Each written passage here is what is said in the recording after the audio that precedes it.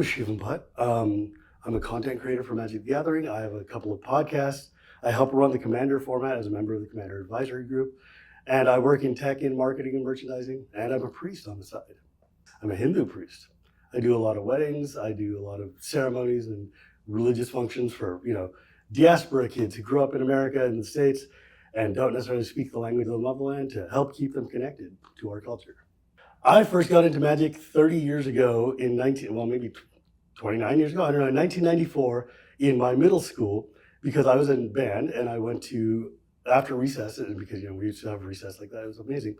After recess, I went into our band class and I heard in the back, "I'm gonna shoot a fireball at your dragon."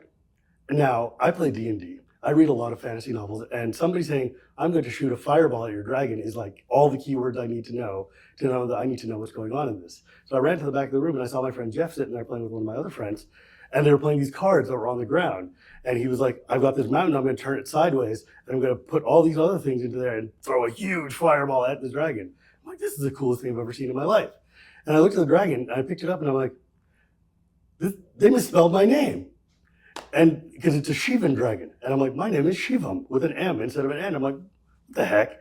And he was explaining to me that there's a color wheel, and there's like allied colors and enemy colors. I'm like, "Whatever's the enemy of red, I want that." And he's like, "All right, give me a couple of bucks and I'll build you a deck." And he built me a blue-white deck. And I had a full of walls and Sarah Angels and Mahamudi Jinns and everything.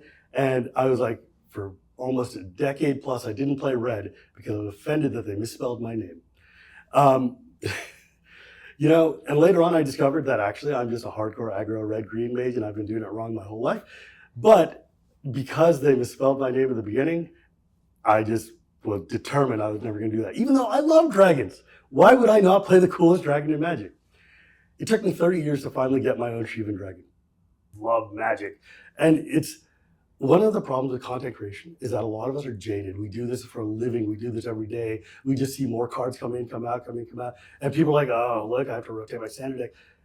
But I'm here like, you know what, man? This is cool. These cards are awesome. We play this game because it's fun and we like having fun. But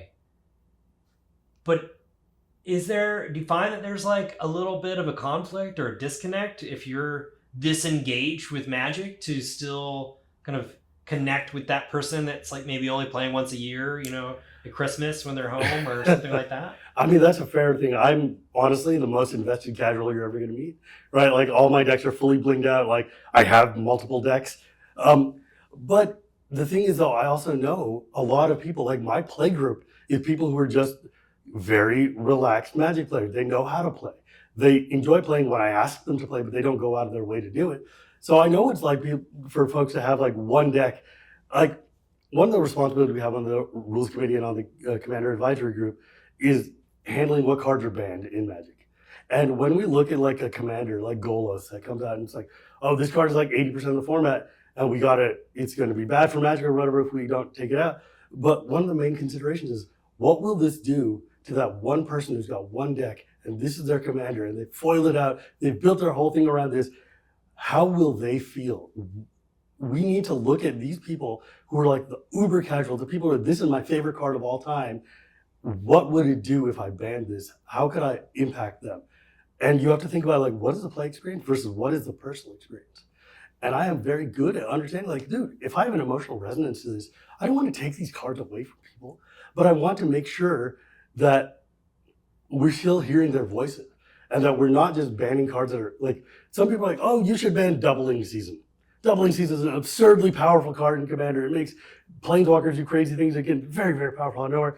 But it's also one of the most beloved fan favorite, just pet cards of every Super Timmy that's ever been. And it's like, you got to look at that and say like, look, no, some kid is sitting there and he's got his Doubling Season deck and it's the only deck they've got. And they sit there and they put out 38 tokens a turn and they're like, "This is the best feeling." You really want to take that away just because some Super Spike is playing a Planeswalker deck that they're just going exploiting with? No, man, it's fine. But I'm just the same 12-year-old that I was when I started playing Magic, which is just bubbly, overwhelming excitement about how cool this stuff is. And I love that. And that's why people come to me, because they're like, "I just want you to," like every day I post a random card from Scryfall on my Twitter. And I just say, "Look, this card's amazing." And people are like, I've never seen this card before. I've been playing for a billion years, and I've never seen this card from Torment or Odyssey or Judgment or whatever. And I'm like, yeah, but isn't it rad? Wouldn't it be perfect in your Vampires deck? And it's like, oh my God, it would be. And it costs 12 cents. Let's go. And that's the thing. It's like, I remind people this is fun. And it's okay to love it. And it's fine. And you should celebrate it.